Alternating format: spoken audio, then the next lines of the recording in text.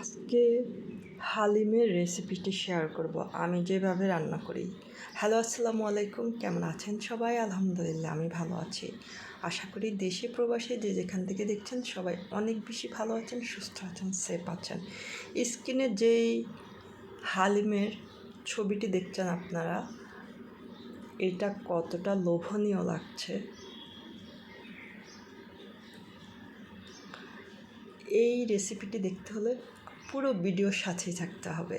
পেজটি এখনও যারা ফলো করেননি, পেজটি ফলো করে সাথেই থাকবেন। ভালো লাগলে শেয়ার করে দিবেন। এখানে হালিম, প্রাণ হালিম 2 প্যাকেট নিয়েছি আমি। তারপরে এগুলোকে পানিতে ভিজিয়ে রাখবো। পানিটা কিন্তু গরম পানি। গরম পানিতে 2 প্যাকেট হালিমের ডাল আমি ভিজিয়ে রাখলাম। আর মাংসটাকে কিন্তু আমি আগে থেকে রান্না করে রেখেছি। খাসির মাংস দিয়ে রান্না করব এটা। মাংসটা রান্নার রেসিপি তো দেখানোর আসলে দরকার নেই। মাংস রান্না আমরা সবাই করতে জানি, যেভাবে আমরা রেগুলার নর্মাল মাংস রান্না করি সেভাবেই।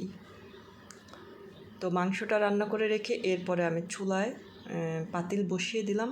আর এখানে কিন্তু বেরেস্তা করে নিলাম। অর্ধেকটা বেরেস্তা আমি তুলে নিলাম, বাকি বেরেস্তার সাথে আমি সে ভিজিয়ে রাখা ডালগুলো দিয়ে দিলাম। ডাল দিয়ে এবার এটাকে আমি আস্তে অল্প আছে এটাকে রান্না করব। এই যে খাসির মাংসটা রান্না করে রেখে দিলাম, একটু শুকনো শুকনো করেই রান্না করেছি আমি এটা। তারপরে একটু পরপর কিন্তু ডালটাকে নেড়ে ছেড়ে দিতে হবে, না হয় কিন্তু নিচে লেগে যাবে। মোটামুটি ডালটা যখন আমার সেদ্ধ হয়ে আসছে, একটু ঘন ঘন হয়ে আসছে, এ পর্যায়ে এসে আমি মাংস দিয়ে দিব।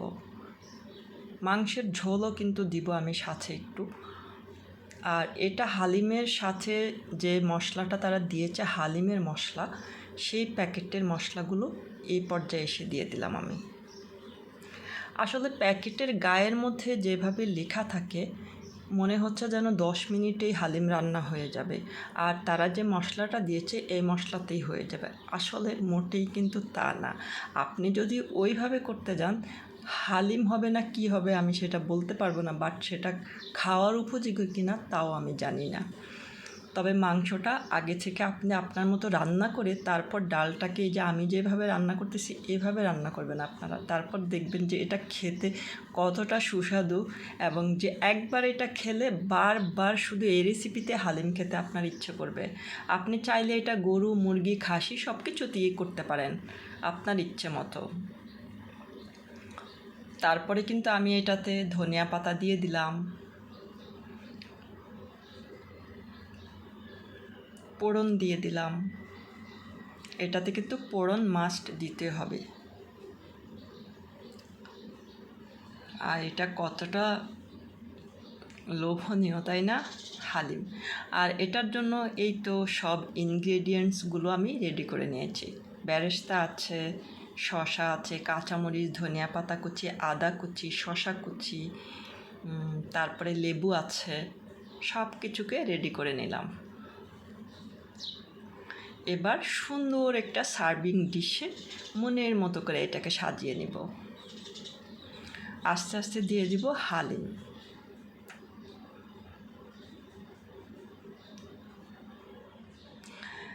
এটা আমার বাসায় খাওয়ার পরে সবাই তো খুবই অবাক হয়েছে যে এত মজার হালিম তারা নাকি জিন্দিগিতে আর কোনো দিনও খায়নি। যারা যারা খেয়েছেন সবাই একই কথা বলেছে, এবং বলেছে যে এটা আরও রান্না করে তাদেরকে খাওয়ানোর জন্য আর কি। তারপরেই তো আমি শসা কুচি, কাঁচামরিচ, তারপরে গার্নিশের জন্য শসা মাঝখান থেকে কেটে একটু চামড়া সহকারে সেটা আবার দিয়ে দিলাম। এখানে আবার লেবু দিয়ে দিলাম, আদা কুচি দিয়ে দিয়েছি, তারপরে ধনিয়া পাতা দিয়ে দিলাম, এরপরে এই যে বেরেস্তা দিয়ে দিলাম।